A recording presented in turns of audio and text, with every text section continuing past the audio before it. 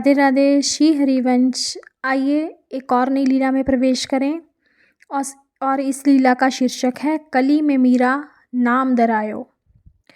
ये मीरा जी के पूर्व जन्म की लीला है, इसलिए इसको छू के चली हैं सखी। आइए शुरू करें। अब ये कौन पड़ी है यहाँ, मैं तो स्वयं अपना ताप ठंडा करने आई थी। सुना है सखियों से कि यहीं गिरिराज जू की पूजा हुई थी और ये निकुंज, यहीं सखियों ने सखाओं से मिलकर श्याम सुंदर और श्री किशोरी जू का विवाह रचाया था। लीला स्थलियों के दर्शन कर, इस रज से स्नान कर स्वयं को कृतार्थ कर लूँ। यहाँ वास का सौभाग्य भी मिला तो कब, जब मनमीत चले गए छोड़कर। रे मन अपना क्या है, जिन्होंने पाकर खोया है वह धनी है, किंतु तूने खोया क्या और पाया क्या। नहीं, मैंने तो पाया ही पाया है, मैं इस व्रज की नहीं। अतः उनके दर्शन का धन भी अयाचित ही पा गई उनकी असीम अमित महिमा का ज्ञान। भिक्षुक की झोली में अकस्मात ही आ गिरी किसी स्वर्ण मुद्रा की भांति, पा गई उनके पावन चरणों का नेह। सब कुछ उनकी कृपा ही कृपा है। मैया ने बहुत बार हठ किया, ऊंच नीच समझाया, यही इसी व्रज में विवाह कर देने की बात भी कही, किंतु मेरी ना के आगे हार गई। मैया स्वर्ग सिधारी तो भैया भाभी से आज्ञा ले जीजी के पास आ गई। आकर जो देखा, सब कुछ जैसे उजड़ गया है, फिर भी ये वृंदावन है। यहाँ के कण कण में उनकी उपस्थिति की छाप है। लौट जाने को मन ना हुआ। उदोजू के आने की सुना उनका संदेशा। पहले तो आश्चर्य विमूढ़ हो गई। श्याम सुंदर ने ये ज्ञान पुटलिया इन प्रेम मूर्तियों के लिए पठाई है। श्री किशोरी जी को प्रणाम कर चरण रज ली तो अचानक लगा, मेरी तरह कहीं उद्धव भी तो गुमान भरे नहीं है। श्याम सुंदर ने हमें संदेश और इन्हें औषधि दी हो, कदाचित। बात सच निकली। श्री किशोरी जी की कृपा मिली, सेवा मिली। मैंने तो सब पाया ही पाया है, किंतु ये कौन है। यहाँ लताओं के जाल में धूल से देह लपेटे पाहन पर कैसी अचेत पड़ी है। आह श्याम सुंदर, कैसी निष्ठुरता। नंदगांव की बेटी तो नहीं जान पड़ती, बहू है, पर किसकी। मैं ही कहाँ सबको पहचानती हूँ। उठ बहन, तनिक जल पी ले। मैंने उसे अंक में ले खुले रुखे केश पाश बांधे, वस्त्र संभाले और सूखे होठों से जलपूर्ण पत्र पुटक लगाया। नन्हे पंछी शावक के खुले चंचपुट से होठ जल सिक्त हुए तो उसकी बड़ी बड़ी पलकें भी सूर्योदय के साथ उगड़ती कमल पंखुड़ी सी उगड़ने लगी। अनचिन्ही दृष्टियां मिली। दोनों में एक ही प्रश्न एक ही साथ साकार हुआ, तुम कौन हो। इसके साथ ही दोनों के ही नेत्रों ने एक संदेश और दिया। दोनों को ही ये एक ही रोग की रोगिणी है। मेरी बात मान। उसने दोने से मुख लगाया।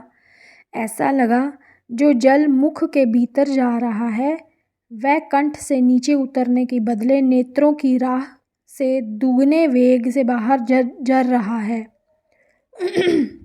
जल पी वह पुनः निढाल हो पड़ी। मैं भी मूढ़ की भांति उसका मुख देखती रही। क्या पूछूं, क्या कहकर उसे धीरज बंधाऊं, किंतु उसके नेत्र थे कि निर्जर, जैसे भीतर के अथाह सरोवर को रीता करने की आतुरता से बरसते ही जा रहे थे। इस मूक रुदन ने मुझे थोड़ा चौंकाया। 2 दिन से देख रही थी सखियां, सखा, पशु पंछी और बड़े बूढ़े भी यदा कदा मुख से निकलने वाला आह करा को रोक नहीं पाते, पर ये जैसे पाहन की मूरत की आँखों से जल प्रपात झर रहा हो। कैसी सुंदर मूरत। धीरज धर बहन, मैंने भरे गले से कहा, श्याम सुंदर ने कहलाया है कि वह आवेंगे। इस प्रकार आंसू डरेंगे तो किन आँखों से उन्हें देख पाओगी। मैं बली जाऊं, तनिक धीरज धरो। अपने हाथों से उसके आंसू पोंछते हुए मैंने उसे संभालना चाहा, पर वह तो फूट फूट कर रो पड़ी। अब तो मेरे लिए भी स्वयं को रोक पाना कठिन हो गया। हाय, ये स्वर्णवल्लरी कैसी मुरझा गई है। जाने कहाँ कहाँ, किस किस उपवन में दावानल प्रज्वलित हो उठा है और कहाँ कहाँ हिमदाह की वर्षा हुई। बहन, तोकू मेरी सौ, अपने मन की कह जासोदा बाहर निकसे, यूँ तो प्राण बचेंगे नहीं। ना जाने मेरी प्रत्येक बात का विपरीत प्रभाव उस पर क्यों हो रहा था कि ज्यों ज्यों मैं धीरज बंधाती, अधिकाधिक रुदन का वेग बढ़ता जाता। मैं हार गई। आग इसे कैसे समझाऊं। अपनी चुनरी भिगोकर मैंने उसका मुख पोंछ दिया, पुनः जल पिलाया और सौंध धराई। उसे हृदय से लगाकर पीठ पर सिर पर हाथ फेरते हुए कहा, कुछ कहेगी नहीं बहन। का कहूँ, दुर्भाग्य के अतिरिक्त मुँह पे कुछ ना है। वह पुनः बिलख पड़ी। कहाँ नाम है तेरो, कौन की बहू है।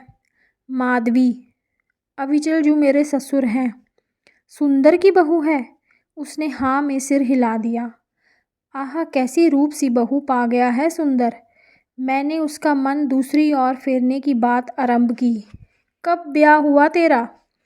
मैं पिछली बार आई तो कुंवारा था वह, सगाई संभवतः हो गई थी। मेरा ब्याह ही तो सब अनर्थों का मूल है बहन। वह फिर रोने लगी। अरे वह तो सबका है, कोई एक आध मुझसी बच पावे है। मैंने तो मैया से कह दीनी, कऊ ज्योतिषी पे दिखलायो मेरी हथेली, या में ब्याह की रेखा खींची ही ना विधाता ने। तुम्हारा ब्याह नहीं हुआ सचमुच। उसने बड़ी बड़ी आंखों से मुझे देखा। मैंने हंस कर जोर से सिर हिला दिया। इसी से तो हंस पा रही हूँ, नहीं तो तेरी ही भांति रो रो कर मरती ना है। कभी आरसी में मुख देखा है। विधाता ने दोनों हाथों से रूप दिया है तुझे। श्याम सुंदर देखकर कितना सुख पाते होंगे। इस प्रकार रो कलप कर इसे बिगाड़ देगी तो क्या उत्तर देगी उन्हें लौटने पर। और सखी, ये बिछो का व्रज केवल तुझ पर ही तो नहीं गिरा, संपूर्ण व्रज झुलस गया है। तनिक किशोरी जू की ओर देख, बाबा मैया को देख, उनके प्यारे सखाओं को देख, इन गयन को देख। मेरा गला भर आया। जिनकी एक हुंकार पर भोजन और शैया त्याग उठ दौड़ते थे वह। इन सबसे मेरे दुर्भाग्य की कोई समता नहीं। वह सभी सौभाग्यशाली हैं। उसके नेत्र पुनः झरने लगे। तनिक इन आंसुओं की बरखा को रोक। तेरा अकेली का दुर्भाग्य ऐसा प्रबल कैसे हो गया री कि सबके भाग्य को पछाड़ कर एक वही आगे बढ़ गया। जो सबने पाया सो तैने भी, और जो सपने खोया सो तेरे भी हिस्से में आया। नई बात क्या हुई भला। उन्होंने सबने कुछ पाया है बहन, जिसे खोने की अनुभूति हो रही है। यदि यूं कहूँ कि उसे खोकर वह अधिक धन्य और गरिमामय हो उठी हैं, किंतु मैं, वह सिसक उठी। मैं चकराई। ये कैसे सखी, मैं समझी नहीं। तोकू मेरी सो, तनिक धैर्य धर। क्या कहूँ, कहाँ से कहूँ, कोई आदि अंत दिखाई नहीं पड़ता। तू ब्याह से ही आरंभ कर, या फिर जब से तेरे कथित दुर्भाग्य ने आक्रमण किया हो। अच्छा बहन। वह थोड़ा संभल कर पाहन से टेक लगाकर बैठ गई। मेरे दुर्भाग्य दीनता पर घृणा तू नहीं करोगी मुझसे। अरे बावरी, तू कह तो। कौन जाने मेरा दुर्भाग्य कहीं तुझसे बड़ा हो। आज तो व्रज में दुर्भाग्य की होड़ लगी है कि किसका किससे बढ़कर है। इतने पर भी सुन ले कि यहाँ का कण कण मेरा आदरणीय है, पूज्य है। घृणा की क्या बात करती है तू। मेरी बात सुनकर चुप हो रही वह। कुछ कहने को होती तो रुलाई उमड़ पड़ती उसे। ज्यों त्यों रोकती तो शब्द ना मिलते, होठ फड़फड़ा कर रह जाते। बोलेगी नहीं? इतनी अपदार्थ हूँ मैं? हंसने की चेष्टा में एक करुण रेखा में खिंच कर वह रह गए। उसके अधर और आंखों में भरे जल की 2 बूंदें गालों पर डल पड़ीं। अब मारूंगी मैं तुझे, मैंने स्नेह रोष दिया। सच बहन, तो मैं जी जाऊं। उसने विवल हो मेरी गोद में सिर धर दिया। कोई तो मुझे कुछ कहे, धिक्कारे। कैसे कहेगा? तेरी बानी फूटे तब तो। ले, मेरा वचन रहा। मैं वह सब करूंगी जिससे तेरा दुर्भाग्य घटे।